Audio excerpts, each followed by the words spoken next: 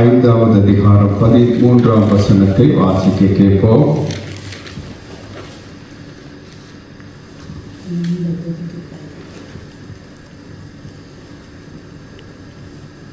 நீங்கள் பூமிக்கு உப்பாய் இருக்கிறீர்கள். உப்பானது சாரமற்று போனால் எதனால் சாரமாக்கப்படும்? வெளியே கெட்டு போவதற்கும் மனுஷரால் மிதிக்கப்படுவதற்குமே ஒழிய வேறொன்றுக்கும் உதவாது. நீங்கள் பூமிக்கு உப்பாய் இருக்கிறீர்கள். உப்பானது சாரமற்று போனால் எதினால் சாரமாக்கப்படும்? வெளியே கொட்டப்படுவதற்கும் மனுஷரால் மிதிக்கப்படுவதற்கும் ஒழிய வேறொன்றுக்கும் உதவாது. உப்பை குறித்து நாங்கள் அறிந்திருப்போம். உப்பு பழைய காலத்தில் இருந்து இந்த உப்பு பாவிக்கப்படுகிறது. இந்த உப்பை மீனுக்கு அல்லது இறைச்சி வகைகளுக்கு பயன்படுத்தி நீண்ட காலத்துக்கு அது கெட்டு போகாமல் பாதுகாப்பதற்கு உப்பை பயன்படுத்துவார்கள். இப்போ கெட்டு போகாதபடி ஒரு பொருள் அல்லது ஒரு உணவு பொருள் அழிந்து போய்விடாதபடிக்கு நீண்ட காலத்துக்கு அதை பதப்படுத்தி வைப்பதற்கு உப்பை பாவிக்கிறார்கள். அவள் ஆண்டவர் சொல்லும்போது சொல்லுகிறார், நீங்கள் உலகத்துக்கு வெளிச்சமாக இருக்கிறீங்க என்ற மாதிரி பூமிக்கு உப்பாய் இருக்கிறீர்கள் என்று. உப்பு எப்பொழுதும் சுவை தரக்கூடியதாய் இருக்கிற ஒரு காரியம், டேஸ்டுக்காக அதை பாவிக்கிறார்கள். ஆனால் உடம்புக்கு அது அதிக நல்ல காரியம் இல்லை. ஆகவே இந்த உப்பு இருந்தால் ஒரு சாப்பாடு, ஒரு உணவு சுவையாக இருக்கும் என்று சொல்லப்படுகிறது. அதை அறிந்திருக்கிறோம். ஆனால் இயேசு இங்கு இந்த சமைத்து சாப்பிட்ற சாப்பாட்டை குறித்து சொல்ல வந்தாரா என்று யோசித்தோமானால் இல்லை, நிச்சயமா அதை குறித்து அவர் பேசவில்லை. பூமிக்கு நாங்கள் உப்பா இருக்க வேண்டும் என்று சொல்லுகிறார். ஆனா கறிக்கு அல்லது உணவுக்கு எப்படி உப்ப சுவைக்கு பாவிக்கிறது போல ஒரு கிறிஸ்தவன் இந்த உலகத்துல ஒரு சுவையை கொடுக்கக்கூடிய ஒரு மனுஷனா இருக்கணும். அது யாருக்கு கொடுக்க வேண்டும் என்று ஆண்டவர் விரும்புகிறார் என்று சொன்னால், இந்த உலகத்தில் இருக்கிற ரட்சிக்கப்படாத மக்களுக்கு, அதாவது உப்பில்லா பண்ட குப்பைகள் என்று சொல்லுவார்கள். அப்படி சுவையில் ஈசு இல்லாத வாழ்க்கை, சுவை இல்லாத வாழ்க்கை. கர்த்தர் நல்லவர் என்பதை ருசித்து பாருங்கள் என்று வேதம் சொல்லுகிறது. அப்ப கர்த்தர் நல்லவர் என்பதை டேஸ்ட் பண்ணி பார்க்கணும் என்று சொல்றது போல, ஈசு இல்லாத ஒரு மனுஷனுடைய வாழ்க்கை சுவை இல்லாத ஒரு உணவு மாதிரி. ஆனா ஈசு அந்த வாழ்க்கையில வரும்போது டேஸ்ட் பண்ணி பார்க்கக்கூடிய நல்ல சுவை உள்ள ஒரு வாழ்க்கையை ஆண்டவர் கொடுக்கிறார். அதே போல பூமிக்கு உப்பு என்று அவர் சொல்ல வந்ததனுடைய நோக்கம் என்னது என்பதை நாங்கள் அறிய வேண்டும். அவர் இயேசு பூமிக்கு உப்பாய் இருங்கள் என்று சொன்னதனுடைய நோக்கம் என்னவென்றால், அவர் மத பிரசங்கத்தில் இந்த வார்த்தைகளை பாவிக்க ஆரம்பிக்கிறார். அவர் பேச ஆரம்பிக்கும் போது அநேக காரியங்களை தெளிவாய் சொல்ல முயற்சிக்கிறார், தெளிவாய் சொல்லுகிறார். சில காரியங்களை அவர்களுக்கு விளங்காதபடி அது இருக்கட்டும் என்றும் அவர் சொல்லுகிறத பார்க்கிறோம்.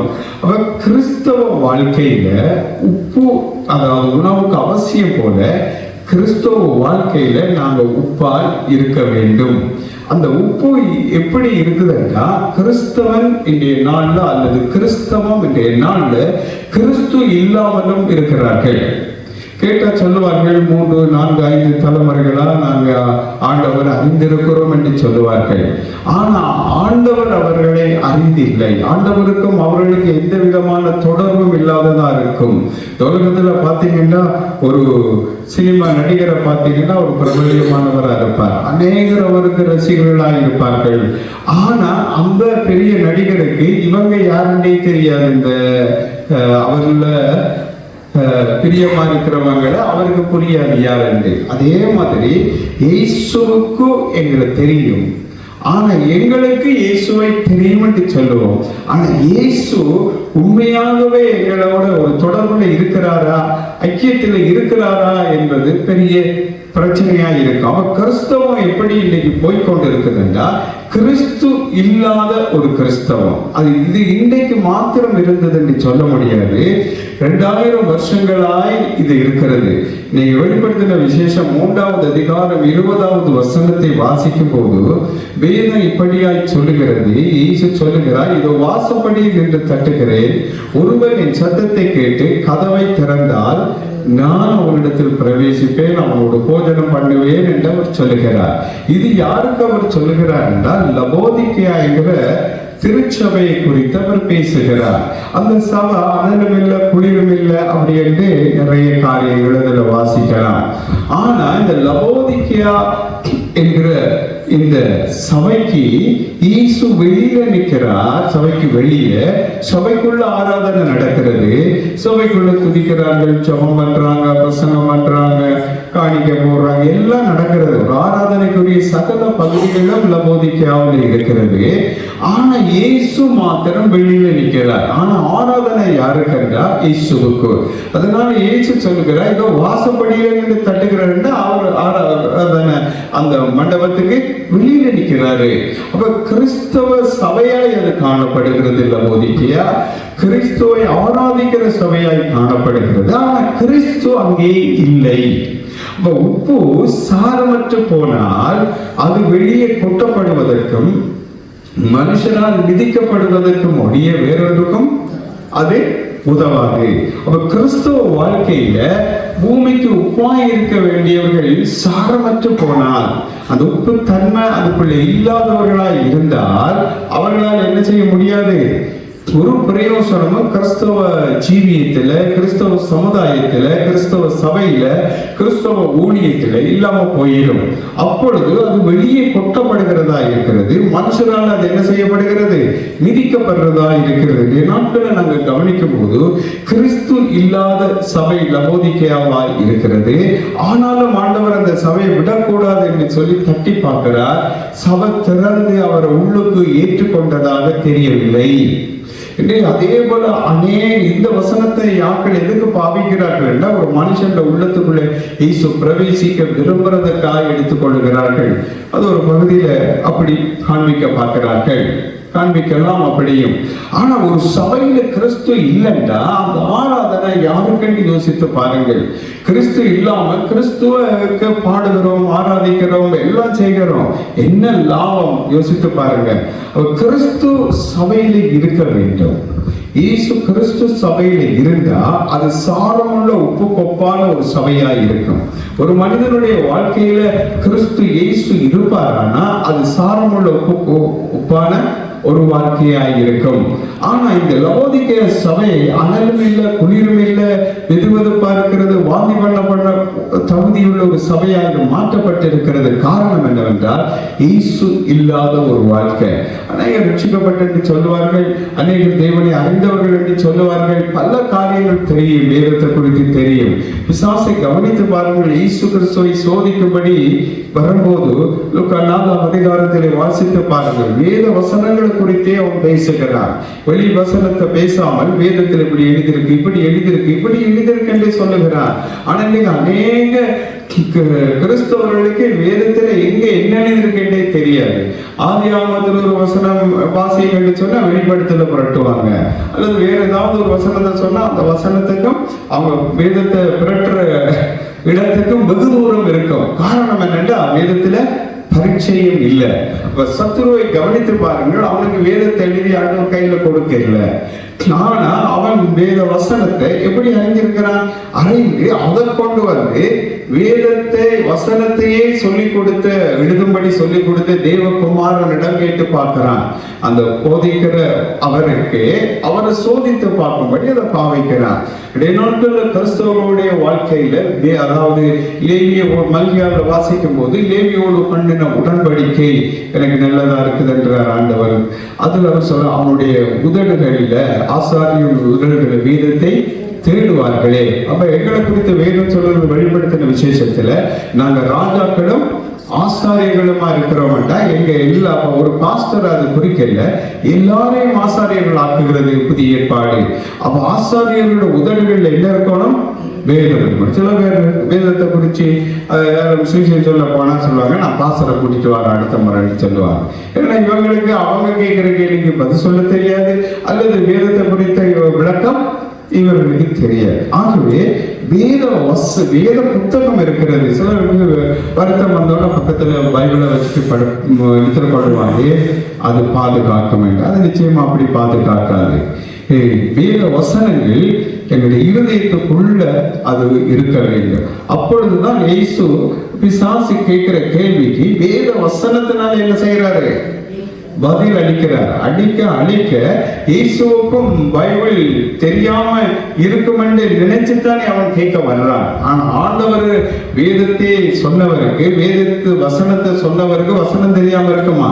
எப்படியாவது ஒரு இடத்துல தந்திரமா இதாக்கலாம் என்று சொல்லி அவன் வந்து தோற்று வைக்கப்பட்டு போறதை பார்க்கிறோம். அவன் தேவனுடைய பிள்ளைகளுக்கு எதிராக கொண்டு வர்ற சோதனைகள்ல சாத்தான் ஜெயிப்பது கிடையாது. அந்த யோபுடைய வாழ்க்கையை பார்க்கும்போது சோதனை அதிகமா இருக்கிறது, அவருக்கு மிகுந்த இழப்பு அதிகமா இருக்கிறது, வலியா இருக்கிறது, வேதனையா இருக்கிறது. ஆனாலும் யோபு கடைசியில ரெட்டிப்பான ஒரு ஆசீர்வாதத்தை சொந்தரித்ததுனால சாத்தான் என்ன செய்யலாம்? தோற்று போனான். அவர் வேத வசனங்கள் எங்களுடைய இருதயத்துக்குள்ள நிரம்பி இருக்க வேண்டும். அவைகளை அந்த காலங்கள்ல, அந்த நேரங்கள்ல, அந்த சூழ்நிலைகள்ல, ஒரு சோதனை வருகிற நேரத்தில், ஒரு பிரச்சனை வர்ற நேரத்தில் அதை என்ன செய்யணும்? எடுத்து பயன்படுத்தி கொள்ள வேண்டும். இப்ப யுத்தத்துக்கு போற ராணுவ வீரர்களை கவனித்து பாருங்க. எதிரிகள் துப்பாக்கிகளை பயன்படுத்தும் போது தங்களிடம் இருக்கிற ஆயுதத்தை எடுத்து எதிரிக்கு எதிராக பயன்படுத்துகிறார்கள். அதே போல வேத வசனங்கள் எப்பொழுது சத்துருவுக்கு எதிரான ஆயுதமா அதை பயன்படுத்திக் கொள்ள வேண்டியதாய் காணப்படுகிறது. அப்ப சாரமற்ற உப்பாய் நாங்கள் இருப்போமானால் நாங்கள் எதையும் எடுத்து பயன்படுத்துறதுல ஒரு பிரயோசனம் வர முடியாது. உப்பு சாரமுள்ளதா இருந்தா அது பிரயோஜனம் உள்ளதாய், சுதரக்கூடியதாய், அநேகருக்கு பிரயோஜனம் உள்ளதாய், ஆசீர்வாதமாய் இருக்கும். ஆனா அது சாரமற்று போனா வெளியே கொட்டப்படுவதற்கும் மனுஷனால மிதிக்கப்படுவதற்கும் ஒழிய வேறொன்றுக்கும் அது உதவாது என்று வேதம் சொல்கிறபடி கிறிஸ்தவனுடைய வாழ்க்கையில கிறிஸ்து இல்லாவிட்டால் அவன் வெளியே கொட்டப்படுற ஒரு குப்பைக்கு ஒப்பானவனாகவும், அந்த உப்பு சாரமற்ற உப்பு ஒப்பாகவும், மனுஷனால மிதிக்கப்படுவதற்கு ஒப்பாகவும் அவன் காணப்படுவான். கிறிஸ்தவ ஊழியர்கள் இன்றைய நாளில் சில ஊழியர்கள் மிதிப்படுகிறத பார்க்கிறோம். வெளியே கொட்டப்படுற ஒரு குப்பை மாதிரி அந்த ஊழியங்கள் போயிருக்கிறது. காரணம் அது சாரமற்று போன உப்பாய் அந்த ஊழியம் இருக்கிறது. அந்த ஊழியத்தில உப்பு சாரமற்று போனது போல காணப்பட்டால் அது வெளியே கொட்டப்படுகிறது. அதை மனுஷர்கள் என்ன செய்யறாங்க? மிதிக்கிறாங்க, ஒரு இதா கேவலப்படுத்தி குற்றப்படுத்துகிறதை பார்க்கிறோம். இன்னொரு பக்கம் கிறிஸ்தவனுடைய வாழ்க்கையில ஜெபம் இல்லாவிட்டால் அவனும் எப்படிப்பட்ட ஒரு நிலையை அடைகிறான்? வெளியே உப்பு சாரமற்று போனால் வெளியே கொட்டப்படுவதற்கு மனுஷர்களால் விதிக்கப்படுவதற்கு மொழிய வேறொன்றுக்கும் அது உதவாது. அதே போல மனிதனுடைய, அதாவது கிறிஸ்தவனுடைய வாழ்க்கையில உபவாசம் இல்லாவிட்டால் அல்லது வேதம் வசனங்கள் இல்லாவிட்டால், ஆவிக்குரிய வாழ்க்கையை கிறிஸ்தவர்கள் முன்னுரிமை கொடுக்காவிட்டால் அவர்கள் சாரமற்று போன உப்பாய் காணப்படுவார்கள். அது வெளியே கொட்டப்படுவதற்கு மனுஷனால் விதிக்கப்படுவதற்கு மொழிய வேறொன்றுக்கும் அது உதவாது. ஏனாலும் கிறிஸ்தவர்கள் என்ற பெயரில் அநேகர் இருப்பார்கள். கிறிஸ்துவை அறிந்திருக்கிறேன் என்று சொல்லுவார்கள். அவருடைய கிரியைகளினாலே கிறிஸ்துவை மறுதளிக்கிறவர்களாய் அவர்கள் காணப்படுவார்கள் என்பதை வேதத்தில் பார்க்கிறோம். அவை உப்பு சாரமற்று போனது போல இன்றைய நாட்களில் கிறிஸ்தவ ஊழியர்கள், கிறிஸ்தவ சபைகள், கிறிஸ்தவ மக்களுடைய வாழ்க்கையில கிறிஸ்து என்கிற தன்மை குறைந்து, அதாவது சாரமற்று போய்கொண்டிருக்கிற உப்பாய் மாறுகிறது. சில கிறிஸ்தவருடைய வாழ்க்கை வெளியே கொட்டப்பட்டு மனுஷர்களால் மிதிக்கப்படுகிற நிலைக்கு போயிருக்கிறது. இன்னும் சிலருடையது சாரம் குறைந்து குறைந்து வந்து அது வெளியே கொட்டப்பட போறதுக்குரிய நாட்களை நெருங்கி கொண்டு வருகிறது. அதனால அநேக சபைகள் திறக்கப்படும், அதே போல அநேக சபைகள் மூடப்பட்டு போயிடும். காரணம் என்ன? உப்பு சாரமற்று போனா அதுல ஒரு பிரயோஜனம் இல்லை. அவ கிறிஸ்தவ சபைகள் சாரமுள்ள உப்பு போல இருக்க வேண்டும். கிறிஸ்தவ ஊழியர்கள், விசுவாசிகள் சகலரும் சாரமுள்ள உப்பு போல இருப்பார்களானால் அது வெளியே கொட்டப்படாது, அது மனுஷனால மிதிக்கப்படாத ஒரு ஊழியமாக இருக்கும். இயேசு சொன்னார், நான் எவ்வளவோ நெருக்கப்படுகிறேன், நான் முழுக வேண்டிய ஒரு ஞானம் உண்டு, அதுவரைக்கும் எவ்வளவோ நெருக்கப்படுகிறேன் என்று சொன்னார். ஆனாலும் அவர் சொன்னார், மரித்த பின், அதாவது நான் எல்லாத்துக்கும் மேல உயர்த்தப்பட்டிருக்கும் போது எல்லாரையும் என்னை நோக்கி நான் இழுத்துக் கொள்ளுவேன் என்று சொன்னார். இயேசு மரிக்கும் போதும் ஐஸ்வர்யவானோடு இருந்தார். இயேசு பூமியில ஊழியம் செய்த நாட்களிலேயும் அநேகரை சேர்த்துக் கொள்ளுகிற சாரமுள்ள ஒரு உப்பா, 100 வீதம் ஒரு உப்பில் எவ்வளவு சாரம் இருக்குதோ அந்த அளவுக்கு அவர் இருந்து ஊழியை செய்தார். மரண நேரத்தில், சிலுவை நேரத்தில் கூட அவர் அப்படித்தான் இருந்தார். மரித்த பிற்பாடு கூட அவர் பாதாளத்தில் போய் காவலில் இருந்த ஆவிகளுக்கு பிரசங்கித்து போதித்தவர்களை மீட்டெடுக்கத்தக்கதாய் சாரமுள்ளவராய் அவர் காணப்பட்டார். மீண்டும் உயிர்த்தெழுந்த பிற்பாடு தன்னுடைய சீசர்களை பலப்படுத்தி நேர்ந்து தரிசனமாகி உலகமெங்கும் இயேசு கிறிஸ்துவை சுவிசேஷமாய் அறிவிக்கத்தக்கதான கட்டளையை கொடுத்து அவர் சாரமுள்ள உப்பாகத்தான் அவர் பூமியிலே தன்னுடைய வாழ்க்கையை தொடங்கி முடித்தார். ஆமென். அதே போல நாங்களும் எங்களுடைய கிறிஸ்துவ வாழ்க்கையில ஒரு சாரம் இருக்க வேண்டும், ஒரு சுவை இருக்க வேண்டும், உப்பு போல தன்மை இருக்க வேண்டும். கடலை கவனித்து பாருங்கள். கடலிலே அந்த தண்ணி உப்பு தண்ணீரா இருக்கும். வாய்க்கொள்ளப்பட்ட அப்படி பார்த்தா உங்களுக்கு தெரியும். அந்த உப்பு தண்ணிக்குள்ள வாழுகிற கோடிக்கணக்கான ஜீவன்கள் இருக்கிறது, மீன்கள் இருக்கிறது. அதுல ஒரு மீன் எடுத்து நீங்க வாங்கி சமைக்கிறதுக்கு பாருங்க, உப்பு போட்டு தான் சமைப்பீங்க.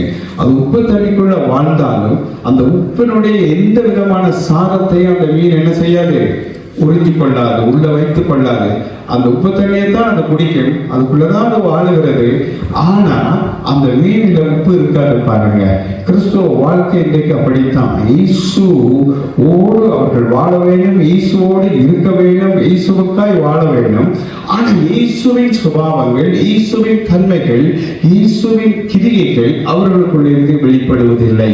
சாரமற்று போன ஒரு கிறிஸ்தவ வாழ்க்கை, ஒரு தொடக்கம், ஒரு ஆராதனை தொடங்குது, முடியுது, அப்படி என்று போகிறது. ஒரு பிரசங்கம், ஒரு துதி, ஒரு ஜெபம், அப்படி என்று போகுதே அன்றி அது ஒரு கிரியை கொண்டு வரத்தக்கதாய், ஒரு காரியத்தை செய்யத்தக்கதாய், ஒரு மாற்றத்தை கொண்டு வரத்தக்கதாய், ஒரு சாரமுள்ள உப்பு எவ்வளவுக்கு சுவையை தருமோ அந்த அளவுக்கு சபையில கிறிஸ்தவர்கள் ஒரு சுவையை கொண்டு வர்றவர்களாய் இருக்க வேண்டும். கிறிஸ்தவர்கள் சபையில இன்னைக்கு சுவை தரும் உப்பு போல இருக்கிறாங்களா? இல்ல உப்பு கூடிட்டு சொன்னா உணவுல அதை சாப்பிட மாட்டாங்க, இல்ல அதை பாவிக்க முடியாம போயிடும். அதே மாதிரி சபையில உப்பு சாரமற்று போனது போல மாறுமானா அந்த சாரமில்லாத உப்பை சபையில சாரமில்லாத உப்பை போல ஒரு மனுஷன் இருப்பானா அவன் வெளியே கொட்டப்படுவதற்கு ஒப்பார். அதாவது மற்றவர்களால மதிக்கப்பட முடியாத மனுஷனாய், தள்ளப்பட்ட ஒரு மனுஷனாய், புறக்கணிக்கப்பட்ட ஒரு மனுஷனாய் காணப்படுவான்.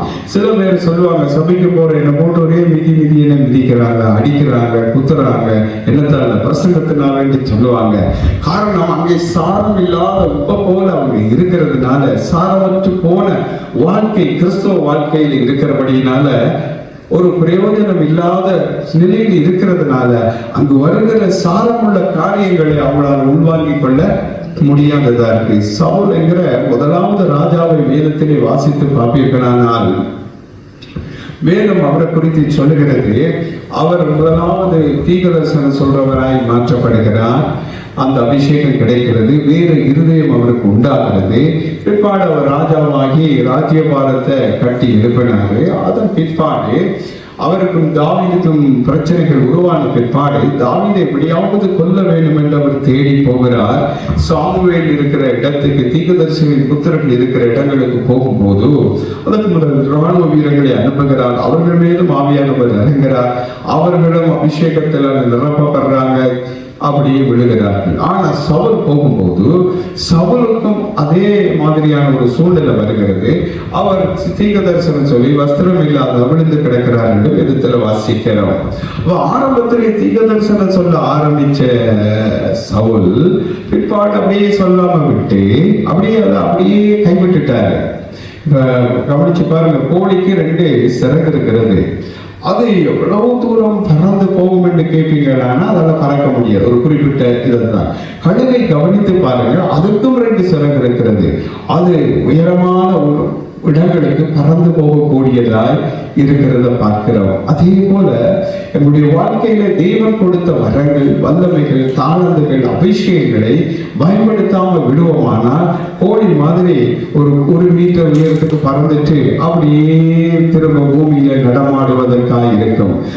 சிறகு இருக்கிற பறவைகள் எல்லாம் பறக்கிறது. கோழியும் பறக்கிறேன் என்ற பேர்ல பறக்குது, ஆனால் உயரமாய் பறந்து போவதில்லை. அதே போல சாரமற்ற உப்பை போல இருக்கிற கிறிஸ்தவர்களும் கோடிக்கு சிறகிறது பறக்காதது போல அவர்களால் மேலுக்கு வர முடியாதவர்களாய், உயரத்தை நோக்கி நகர முடியாதவர்களாய் அவர்கள் காணப்படுகிறார். காரணம், கோழிக்கு வண்டி பெருசு, வயிறு பெருசு, அதை தூக்கி கொண்டு என்ன செய்ய முடியாது, அதால பறக்க முடியாது.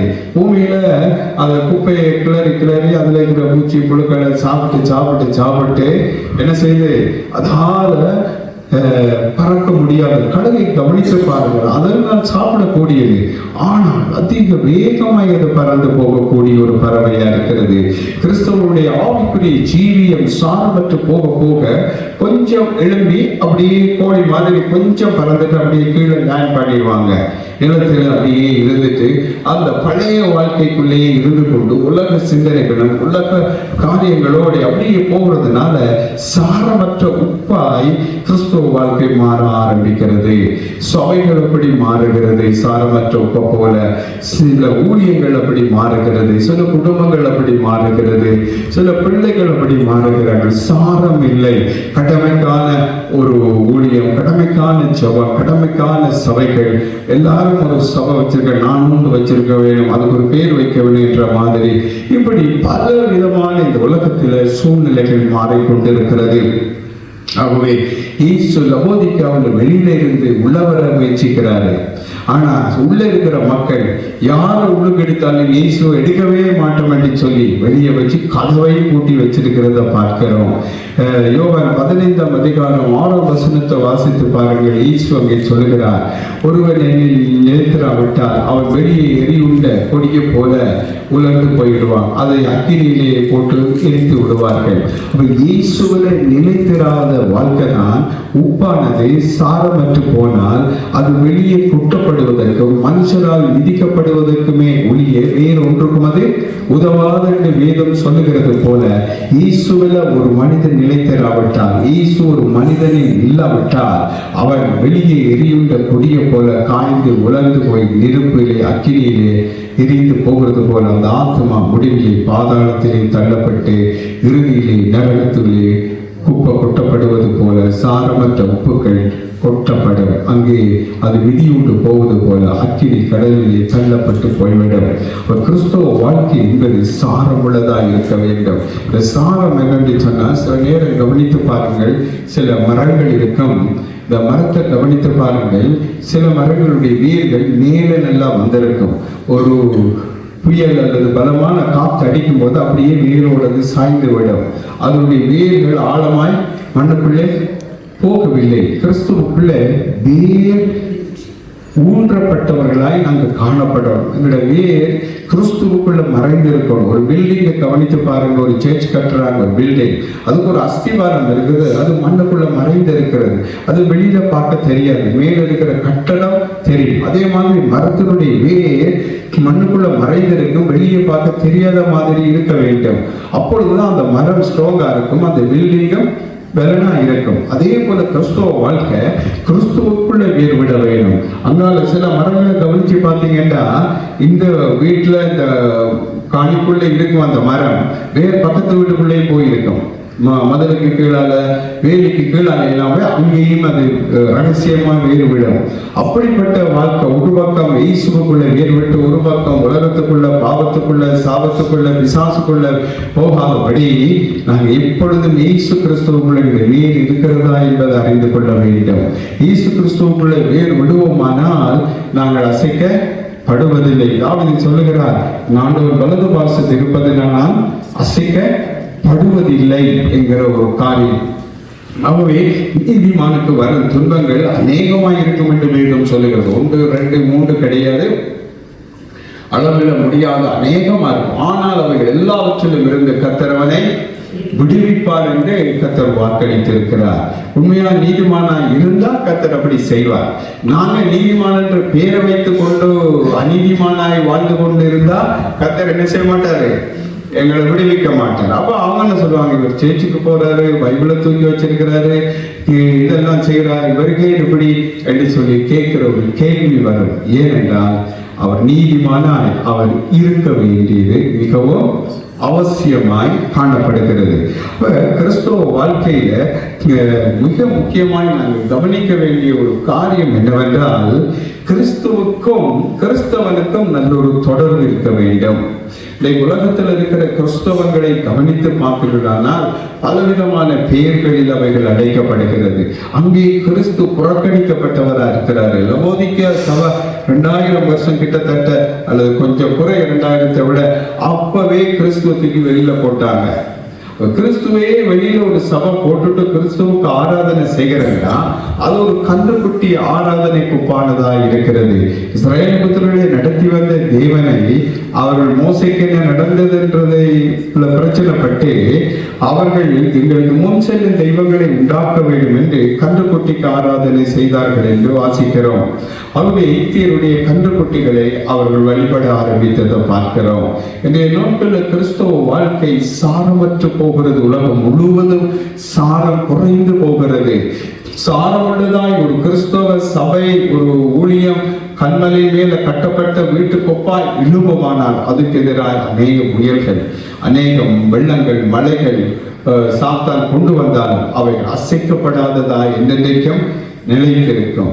எல்லாம் கட்டியாயிட்டு எல்லாம் சரியா இருக்கின்ற ஒரு மனிதன் அசதியாய் மாறும்போது சத்துரு அந்த நேரத்தை பார்த்து அங்கே ஒரு தாக்கத்தை உண்டு பண்ணி சேதத்தை கொண்டு வருவதை பார்க்கிறோம். உலகம் எங்கும் உள்ள திருச்சபைகளுக்கு எதிராக சத்துருவின் போர்கள் அதிகரிக்கப்பட்டிருக்கிறது.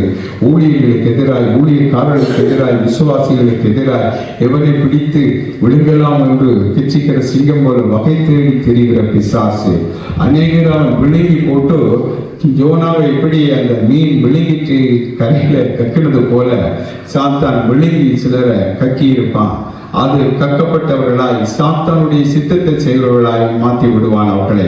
அவர்கள் சாத்தானுக்கு தங்களை அர்ப்பணிப்பார்களான அவன் விழுங்கும் போது அவர்களை கொண்டு அவன் தன்னுடைய காரியத்தை செய்து விடுவான். இந்த நாட்களில் சபைக்குள்ளே வருகிற ஜனங்களில் சில பிசாசினால் அனுப்பப்படுகிறவர்களாக இருக்கிறார்கள்.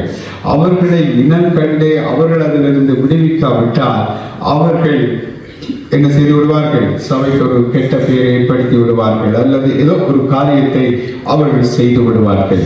ஆகவே சாரமற்ற உப்பை திரும்ப என்ன செய்ய முடியாது? சாரமாக்க முடியும். ஒரு பேட்டரி சார்ஜ் குறைஞ்சா திரும்ப சார்ஜ் பண்ணி அதை எடுத்துக்கொள்ளலாம்.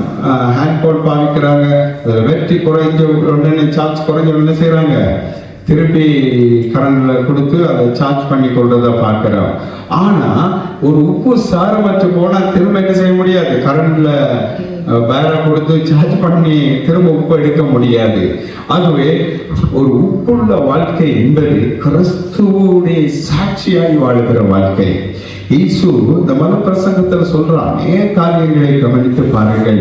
பூமிக்கு வெளிச்சம் பாருங்க, மலை மேல் உள்ள பட்டணம் மறைந்திருக்காது, பூமி குப்பாருங்க என்றதெல்லாம் எதை குறிக்குதுன்னா ஒரு சாட்சியான ஜெப ஜீவியத்தை, சாட்சியான ஒரு பரிசுத்தமான வாழ்க்கையை, ஒரு உண்மையான உயிர்ப்புள்ள ஒரு ஜீவியத்தை குறிக்கிறது. அதை பார்க்கிறவங்க நீங்க ஏன் இப்படி இருக்கிறீங்கன்னு அவங்க பார்ப்பாங்க. நீங்க ஏன் இப்படி இருக்கிறீங்க என்று பார்த்து நீங்க சுவிசேஷம் சொல்லாமலே அவர் ரட்சிக்கப்படக்கூடியதாய் அல்லது ஆண்டவர் பக்கம் திரும்பக்கூடியதாய் இருக்கும். ஒரு மனிதனுடைய சாட்சியை பல வருஷங்களுக்கு முதல் கேட்டேன். அவர் ஒரு உணவு விடுதியில வேலை செய்து கொண்டிருந்தாரா. அந்த இடத்துல அவருடைய நடைமுறைகள், வேலை செய்கிற விதங்கள் எல்லாவற்றையும் கூட அவரோடு வேலை செய்த மற்றவர்கள் பார்த்திருக்கிறார்கள். இந்த மனிதனுடைய வாழ்க்கையில உண்மை இருக்கிறத கண்டார்கள். தானியேல் சொல்லுகிறார், சிங்கக்கவியிலிருந்து தூக்கி விடப்பட்ட பிற்பாடு நான் அநீதி ஒன்றும் செய்ததில்லை, நான் உண்மையா இருந்த மனுஷன் என்று சொல்றார். அதனால சிங்கங்களை என்ன செய்ய முடியல, சேதப்படுத்த முடியல என்று தானியேல் சொல்றதை பார்க்கிறோம். அதே போல இந்த மனுஷன் எல்லாவற்றிலும் அந்த வேறு இடத்துல உண்மை உள்ளவராய் காணப்பட்டாராம், சகலத்திலே உண்மையா இருந்தாராம். அதை பார்த்த மற்ற மனிதன் கேட்டாரா, மற்றவங்க எல்லாம் ஏமாற்றுகிறார்கள், தவறு செய்கிறார்கள், வேலை செய்கிற இடத்துல பொய்யான காரியங்கள் செய்ய, நீ மாத்திரம் ஏன் இப்படி இருக்கிறாய், ஏன் இப்படிப்பட்ட ஒரு நேர்மையான மனுஷனாய் காணப்பட்டு கஷ்டப்படுகிறாய் என்று கேட்டாரா. அவர் சொன்னாராம், ஆண்டவருக்கு நான் உண்மையா இருக்கிறேன், ஆண்டவர் அறிந்திருக்கிறார், இயேசு கிறிஸ்துவ குறித்து அவர் சொல்ல ஆரம்பித்தார். அப்பொழுது அந்த மனுஷன் இந்த சுவிசேஷத்தை கேட்டுட்டு, இப்படியா நீ உன்னை இப்படி மாற்றினதா இந்த கிறிஸ்து, இயேசு என்று இயேசுவை தேடி கிறிஸ்துவுக்குள்ளே அந்த மனிதனும் வந்தானா. இது அதனால இயேசு சொன்னார், வெளிப்படுத்தின விசேஷத்துல தங்கள் சாட்சியின் வசனத்தினாலும் இயேசு கிறிஸ்துவனுடைய இரத்தத்தினாலும் பிசாசை ஜெயித்தார்கள். ஒரு பக்கம் இயேசுவின் ரத்தத்தை பயன்படுத்துற முழு அதிகாரம் எங்களுக்கு இருக்கிறது. ஆனா நாங்க சாட்சி இல்லாத போது அது என்ன செய்கிறது?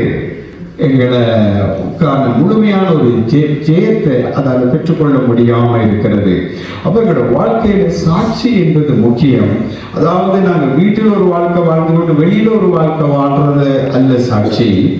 எங்க போனாலும் மேலிடத்தில் அந்த மனுஷன் எப்படி உண்மையா இருந்தது போலதான் அவர் வீட்டிலையும் இருக்க வேண்டும், சமுதாயத்திலையும் இருக்க வேண்டும், சபையிலையும் அப்படித்தான் அவர் இருக்க வேண்டும். எங்கும் ஒரே மாதிரியான ஒரு வாழ்க்கையை நாங்க பிரதிபலிக்கக்கூடியவர்களாய் காணப்பட வேண்டும். அப்ப இந்த வாழ்க்கை பிறரை என்ன செய்யுமா? பூமிக்கு இவர்கள் உப்பாய் இருக்கிறார்கள் என்று பார்த்து பிறரை உங்கள் பக்கம் கூட்டி சேர்க்கிறதா. உலகத்துல பாத்தீங்கன்னா உப்புக்கு தான் சரியான விலை குறையும். மற்ற பொருட்களோட ஒப்பிடும்போது உப்பு விலை குறைந்த ஒரு பொருள் தான். அப்ப இந்த விலை குறைந்தது போல விலை இல்லாத, யாரும் வாங்க முடியாத, பெருமதி குறைந்த நிலையில இருக்கிற ஒரு மனுஷன் தான் இயேசு விலை உயர்ந்த ஒரு ஆத்மாவாக மாற்றுகிறார். ஆமென். யாராலும் விரும்பப்படாத பாத்திரம் போல இருக்கிற எங்களை எல்லாராலும் விரும்பத்தக்க உயர்ந்த நிலையில வைக்கத்தக்கதாய் இயேசு எங்களை என்ன செய்கிறாரு? மாற்றுகிறார். அதுதான் சாரமுள்ள உப்பை போல எங்களோட வாழ்க்கை இருக்க வேண்டாம். அவங்கள பார்த்தா சொல்லுவாங்க அவர்கள் கிறிஸ்தவர்கள். என்ன சொல்லுவாங்க? கிறிஸ்தவர்கள். அவர்கள் கிறிஸ்துவோடு, கிறிஸ்தவர்கள் என்ற அர்த்தம் கிறிஸ்து அவர்களோடு கூட இருக்கிறார் என்று அர்த்தம். கிறிஸ்து இல்லாதவன் கிறிஸ்தவன் அல்ல, கிறிஸ்துவை உடையவன் கிறிஸ்தவன். கிறிஸ்துவை அறிந்திருக்கிறேன் என்று சொல்றோம். ஆனா கிறிஸ்து வாழ்ந்தது போல நாங்க வாழ்றோமா? அவருடைய அடிச்சுவடுகளை நடக்கிறோமா? கிறிஸ்து சொன்னவைகளை, இயேசு கிறிஸ்து சொன்னவைகளை நாங்கள் கை கொள்ளுகிறோமா என்று கேட்டோமானா ஒவ்வொன்றுக்கும் ஒரு விளக்கம் வைத்திருக்கிறோம். ஏனென்று கேட்டா, ஒரு மனிதனிடம் அந்த சேர்ச்சுக்கு வர சொல்லி அந்த பாஸ்டர் கூப்பிட்டாராம். கூப்பிட்ட போது அந்த மனிதன் சொன்னாரா, என்னால் இன்னைக்கு வர முடியாது. இப்போ கிறிஸ்மஸ் கொண்டாட்ட நாள் வந்த போது அந்த பாஸ்டர் அந்த மனிதனை கட்டிருக்கிறார், நீ வாப்பா இன்னைக்கு சேர்ச்சுக்கு வா, நல்ல நாள் என்று சொல்லி. ஏன்னா மற்ற நாளெல்லாம் கூடாத நாள். ஆகவே அந்த நாளைக்கு அந்த மனுஷன் சேர்ச்சுக்கு வந்திருக்கிறான். வந்த போது பாஸ்டருக்கு இவனை பிடிக்கல வந்தது. ஏன்னா அவர் நல்லா குடிச்சிட்டு வந்திருக்கிறார், கடுமாறு போதையில் அவர் வந்திருக்கிறார். ஆனா அவருக்கு சாத்தானுக்கு எவ்வளவு பைபிள் தெரியுமோ அவ்வளவே அவனும் தன்னுடைய சீசனுக்கு கற்றுக் கொடுத்திருக்கிறார். பாஸ்டர் வந்து கேட்டார், நிறைய ஜனங்கள் வந்திருக்கிறாங்க, இன்னைக்கு கிறிஸ்மஸ் நாள், நல்ல நாள், நீ குடிச்சிட்டு வந்திருக்கிறியா என்று சொல்லி சொன்னோன்னா அந்த குடிச்சிட்டு வந்த மனுஷன் கேட்டானா இவரை பார்த்து, பாஸ்டரை இங்க பைபிள் படிக்கிறது இல்லையா பாஸ்டர் என்று. அவனுக்கு அது தெரிஞ்சிருக்கிறது, அந்த விஷயமாக அவன் அறிஞ்சிருக்கிறான். அன்றைக்கு மட்டும்தான் படிப்பாரு. அப்ப ஏன் அப்படி கேட்கிறான்னு இவர் திரும்ப இந்த குடிச்சு வந்த மனுஷன்கிட்ட கேட்டவன் சொன்னானா, இயேசுநாதர் என்ன சொன்னார், இயேசுநாதர் நிறைய சொன்னார், அதுல நீ எதை கேட்கிறான்னு பாஸ்டர் திரும்பி கேட்டிருக்கிறாரு. அவன் சொல்லிக்கிறான், உள்ளே போறது மனுஷனை தீட்டுப்படுத்தாது, உள்ளே இருந்து வருகிறது தான் மனுஷனை தீட்டுப்படுத்து மண்டி இயேசு கிறிஸ்து சொன்னாரு. உங்களுக்கு அது புரியலையா? நான் குடிச்சிட்டு வந்தது என்ன தீட்டுப்படுத்தாது. நீங்க அப்பப்ப பேசுறீங்களே வார்த்தை பாஸ்டர், அதுதான் தீட்டு என்று சொன்னார். அப்ப ஒவ்வொரு வசனத்துக்கு தாங்க செய்யற பாவத்துக்கு என்ன செய்யறாங்க? வசனத்தை ஒரு மாற்றி விளக்கம் கொடுக்கிறார்கள். அப்படி ஒவ்வொரு மனிதனும் வேதத்தை மாற்றி தனக்கு ஏற்றபடி அதை என்ன செய்து கொள்றாங்க? தங்களோட பாவத்துக்கு, தங்களோட சூழ்நிலைக்கு ஏற்றபடி அதுக்கு ஒரு விளக்கம் கொடுத்து இது இப்படியே இருக்க கடவுதுன்னு சொல்லி வேதம் சொல்லுகிறது. இதுல இருக்கிற ஒரு உறுப்பை ஆகிலும், ஒரு குத்து, ஒரு எதை ஆகிலும் நாங்கள் மாற்றுவோமானால் நியாய தீர்ப்பு பயங்கரமா இருக்கும் என்று சொல்லப்படுகிறது. அப்ப அந்த மனுஷன் ரட்சிக்கப்படல, அவன் அப்படி விளக்கம் கொண்ட எடுத்துக்கொண்டான் சொல்லப்படுகிறது. ஆனால் ஆண்டவராகிய இயேசு கிறிஸ்து ஒரு மனிதனுடைய வாழ்க்கையில பரிபூரணமாய் அவர் பூரணமாய் இருக்கும்போது அந்த மனுஷனுடைய வாழ்க்கை சாரமுள்ள உப்பு போல காணப்படும். அவனை வெளியே கொட்டப்படவோ அல்லது மனுஷரால் விதிக்கப்படவோ யாராலும் கூடாது. ஏனென்றால் இந்த உலகத்தில் இருக்கிறவனை பார்க்கிலும் அந்த மனுஷன்ல இருக்கிற இயேசு கிறிஸ்து பெரியவர். ஹல்லேலூயா. பிதா எல்லாரிலும் பெரியவர். அவர் எனக்கு தந்த என்னுடைய ஆடுகளை யாரும் என்னுடைய கையிலிருந்து பறிக்க முடியாது என்று இயேசு சொன்னாரு. இந்த நாள் என்னோட வாழ்க்கையில வேலை செய்யற இடமா இருக்கலாம், வெளியில எங்க என்ன சூழ்நிலை ஆனாலும் நாங்கள் வெளியே கொட்டப்படுறது போல பிறருடைய பார்வைக்கு இருக்கிறதும் நாங்கள் பிறரால் மிதிக்கப்படுவதற்கு காரணம் என்னவென்றால் எங்களோட வாழ்க்கையில சாரமற்று போன உப்ப போல எங்களுடைய கிறிஸ்துவ ஜீவியம் இருக்கிறது. யாரும் எங்களை மதிக்காததுக்கு காரணம் அதுதான். கிறிஸ்துவுடைய சாரம் எங்களுக்குள்ள காணப்பட வேண்டும். உப்பு கொப்பான ஒரு வாழ்க்கை பூமியில எங்களுக்கு இருக்க வேண்டும். பார்த்தா கிறிஸ்தவர்கள் என்று சொல்ல வேண்டும். முந்தி அந்த நாட்கள்ல இந்த ட்ரெயின்கள்ல சிகரெட் பிடிக்கக்கூடிய ஒரு சூழ்நிலை இருந்தது. இப்ப தடை செய்துட்டாங்க. அந்த நாட்கள்ல இருந்தது. அவர்களுக்கு தனியா ஒரு இடம் ஒதுக்கி வச்சிருப்பார்கள். இப்ப அதெல்லாம் இல்லை. அப்பொழுது நான் மாறி போய் அந்த இடம் இல்லாம அந்த பெட்டிக்குள்ள போனது. அதில் இருந்த ஒருவர் இயேசுவை அறிந்தவர் கிடையாது, ரட்சிக்கப்பட்டவர் கிடையாது. ஆனா இயேசுவை குறித்து அவருக்கு சொல்லி இருக்கிறார். அவர் கண்ணபாவ சிகரெட் பத்தி கொண்டிருந்தவர். உடனே நீங்களாம் வந்துட்டீங்க, இந்த இடத்துல சிகரெட் நான் பத்த மாட்டேன், நீ ஏன் இதுக்குள்ள வந்தாண்டு அவர் கேட்டார். இப்ப அவங்களுக்கு நாங்க சிகரெட் பத்துறதை குறிச்சு ஒன்றும் சொன்னது கிடையாது. ஆனா அவங்களுக்கு தெரிகிறது இவர் கிறிஸ்தவர்கள் இதை பாவிக்க மாட்டாங்க. ஆனா எத்தனையோ கிறிஸ்தவர்கள் ரகசியமா பாவிக்கிறவர்களும் இருக்கிறார்கள், யாருக்கும் தெரியாது. அவர் நினைக்கிறாங்க இயேசுவுக்கு தெரியாதுன்னு நினைக்கிறார்கள். தெரியல, நாங்க ரகசியமா வீட்டுக்குள்ள பாவிச்சாலும் சரி, வெளியரங்கமா பாவிச்சாலும் சரி, இயேசுவுக்கு அது தெரியும். ஆமென்.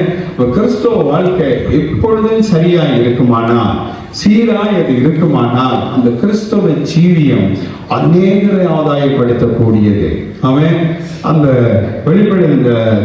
யோவான் சுவிசேஷத்துல வாசிக்கும் போது இந்த சமாரிய ஸ்திரியை இயேசு சந்திக்கிற கதையை வாசிக்கிறோம். சமாரியா ஸ்திரியுடைய வாழ்க்கை சரியில்லை என்று பலர் சொல்லுகிறார்கள். ஆனா வேதம் அப்படி சொல்லவில்லை. உனக்கு இப்பொழுது இருக்கிறவன் புருஷன் இல்லை, இதற்கு முந்தி இருந்தவர்கள் எல்லாம் புருஷன் என்ற வார்த்தை பாவிக்கப்படும். புருஷன் என்றால் சட்டப்படியால் ஒரு ஆளை திருமணம் செய்ததுக்கு ஒப்பான அடையாளம். அவ ஒரு ஆளை திருமணம் செய்தாங்க, அவங்க மறிச்சாங்க, இன்னொரு ஆளை திருமணம் செய்தாங்க, அப்படித்தான் அது சொல்லப்படுகிறது. அந்த பெண்ணுடைய வாழ்க்கை வேதனை உள்ளதா இருந்தது, உடை உள்ளதா இருந்தது. அதனால இயேசு சந்தித்தார். அப்பொழுது அந்த ஸ்திரீ குடத்தை வைத்து விட்டு ஒருவர் வந்திருக்கிறார், அவர் மேசியாதானா கிறிஸ்துதானா வந்து பாருங்கள் என்று ஊருக்கெல்லாம் போய் அந்த அவங்களோட கிராமம் வந்து வைத்துக் கொண்டு அங்கெல்லாம் போய் சொல்றாங்க. ஆனா அவங்க ஏற்கனவே பூமிக்கு உப்பான ஒரு ஆள் கிடையாது, சாரமுள்ள ஒரு ஆள் கிடையாது. ஈசுவோடு ஒரு கொஞ்ச நேரம் பேசுறாங்க. என்னது, தண்ணி எடுக்கிறத குறித்த கதை, ஒரு சின்ன கதை. கதைச்சதுல இயேசு அந்த பெண்ணுடைய வாழ்க்கை கதையை அப்படியே சொல்றார். அறிவை உணர்த்தும் வசனம், வேர்ட் ஆஃப் நாலேஜ் என்கிற வரத்தை பாவிச்சு ஈஸ்வர் இந்த பெண்ணுடைய சரித்திரத்தையே சொல்லிட்டார். சொன்ன உடனே அவருக்கு அது ஒரு அதிர்ச்சியா இருக்குது. இந்த கதை எப்படி, எந்த வாழ்க்கை எப்படி இவருக்கு தெரியும் என்கிற ஒரு கேள்வி வருகிறது. உடனே அவருடைய வாழ்க்கை சாரமுள்ள உப்பு மாதிரி மாற ஆரம்பிக்கிறது. ஒரு கொஞ்ச நேரத்துக்குள்ள ஈஸ்வரோட ஒரு கொஞ்சம் பேசும்போது ஒரு தீர்க்க தரிசனம், அந்த தீர்க்க தரிசனங்கள் அந்த ஒரு அறிவோட வெளி வரம் கிரியை செய்து இந்த பெண்ணுடைய வாழ்க்கையை சொன்னோன்னே அவன் மாற ஆரம்பிக்க. ஈஸ்வரின் வார்த்தைகள் சாரம் இல்லாத ஒரு நிலையில இருந்த மனுஷன் உப்புள்ள ஒரு மனிதனாய் மாற்ற வல்லமுள்ளதா இருக்கிறது. கர்த்தருடைய வார்த்தை அது ஆவியாயும் ஜீவனாயும் வல்லமையாயும் அக்கினியாயும் உப்பாகவும் அது இருக்கிறது.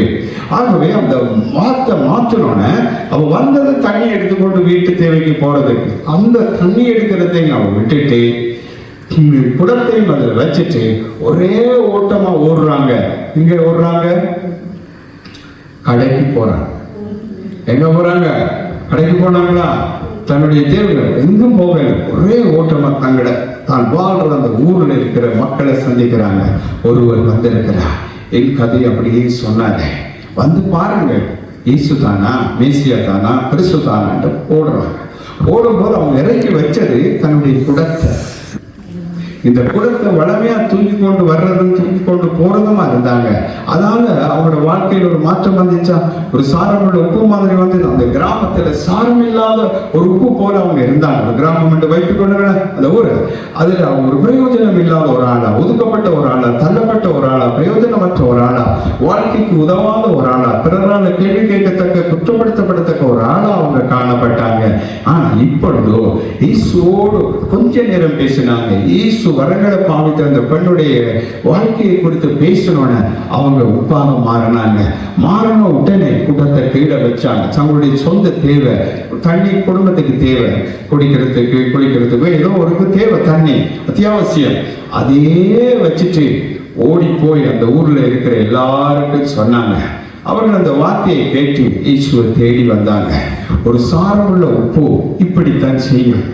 சபையில் இருக்கிற ஒரு சாரமுள்ள உப்போ, குடும்பத்தில் இருக்கிற ஒரு சாரமுள்ள உப்போ இப்படியான காரியங்களை செய்யும். சொன்னவனை எல்லாரும் வந்து பார்த்தாங்க. பார்த்தவனை இயேசு போதித்தார், இயேசு வசனங்களை சொன்னார். அதை அவர்கள் கேட்டார்கள்.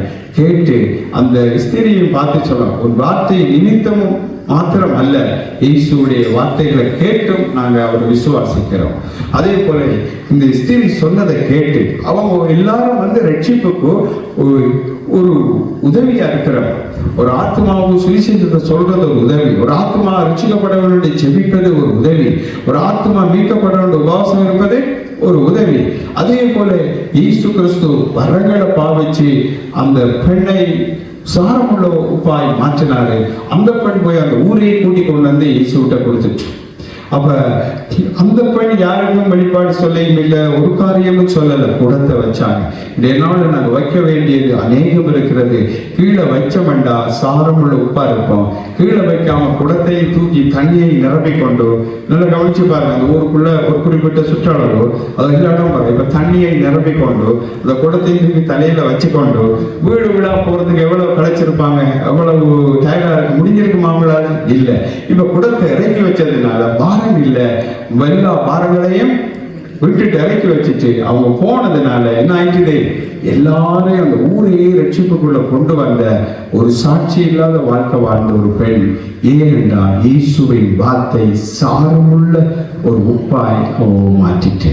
இதே போல சாரமுள்ள உப்பாக நாங்கள் வாழுவோமானா எங்க மூலமா அநேக கிறிஸ்துவிடம் சேர்க்கப்படுவார்கள். நாங்கள் அதுக்கு ஒரு காரணமா இருப்போம். கிறிஸ்துதான் ரட்சிக்கிறவர், கிறிஸ்துதான் விடுதலையாக்குறவர், கிறிஸ்துதான் சுகமாக்குறவர், கிறிஸ்துதான் எல்லாம் செய்கிறவர்.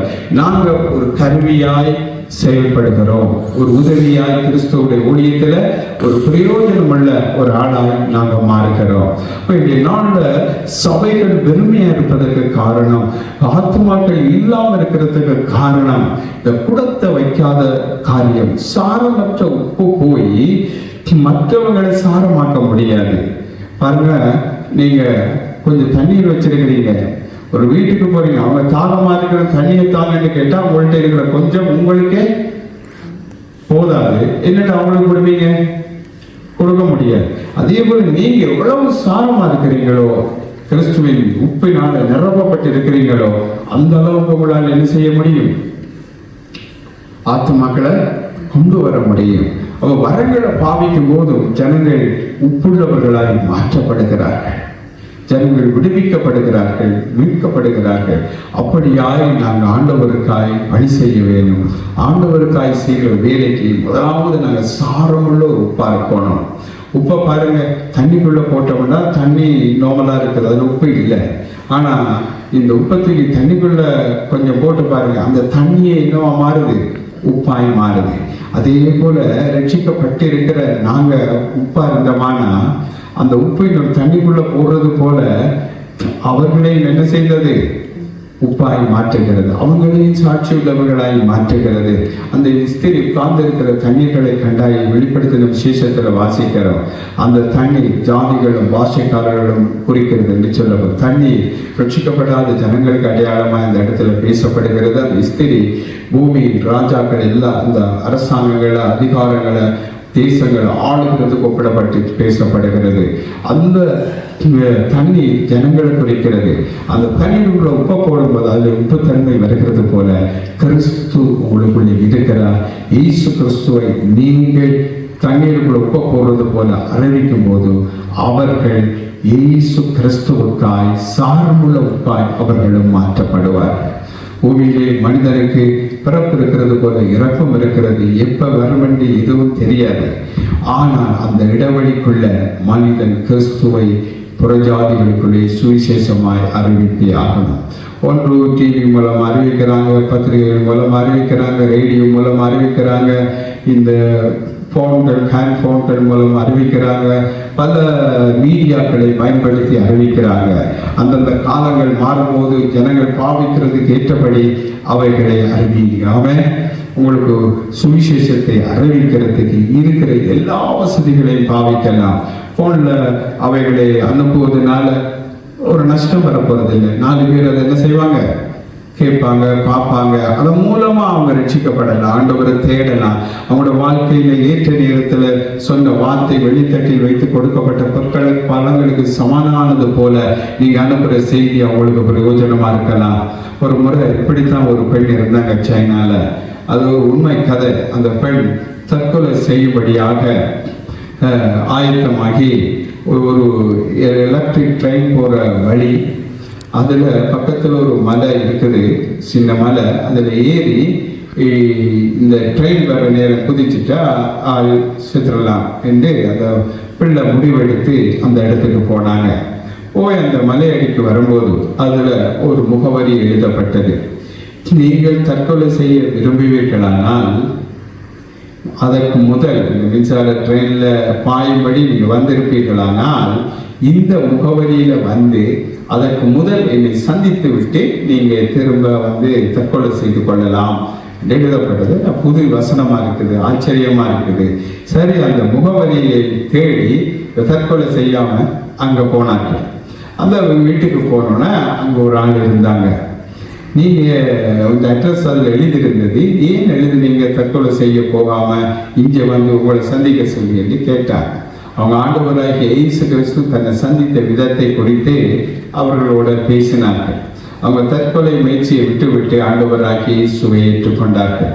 இப்படியாய் 5000 பேர் இவன் தற்கொலை செய்ய வந்த வாழ்க்கையில் ஏதோ ஒரு பிரச்சனையில் வந்தவங்க 5000 பேர் அந்த எழுதின அட்ரஸ் போட்ட இடத்துக்கு வந்தாங்க.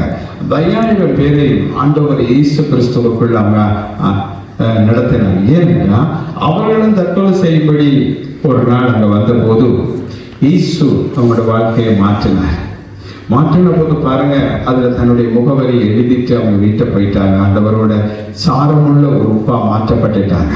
அந்த சாரமுள்ள உப்பு சாரமில்லாத 5000 பேரை சாரமுள்ள உப்பாக மாற்றினாங்க. அதே போலதான் இயேசு உங்களை என்னையும் அழைத்திருக்கிறார், தெரிந்திருக்கிறார். முடிந்த வரை உங்களால் இயன்றவரை சுவிசேஷத்தை அறிவியுங்க, ஆத்மா ரட்சிக்கப்படும். ஏதோ ஒரு மீடியா வழியாலே நீங்க அதை பயன்படுத்தி கொள்ளலாம், நேர்லையும் சொல்லிக்கலாம், சொல்லலாம், எப்படியும் சொல்லலாம். வார்த்தை கிரியை செய்யும்.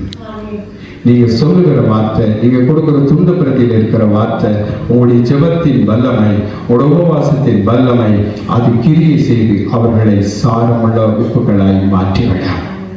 ஆமென். இயேசு நல்லவர். இயேசு உங்களை பூமிக்கு சுவை தருகிற உப்பா இருக்கும்படி அழைத்திருக்கிறார். இந்த நாளில் நீங்க சாரமற்று போன ஒரு ஆளா இருந்தா அல்லது சாரத்தை இழந்த ஒரு ஆளா இருந்தா இயேசுவின் பக்கம் முழுவதுமாய் நீங்க மாறலாம்.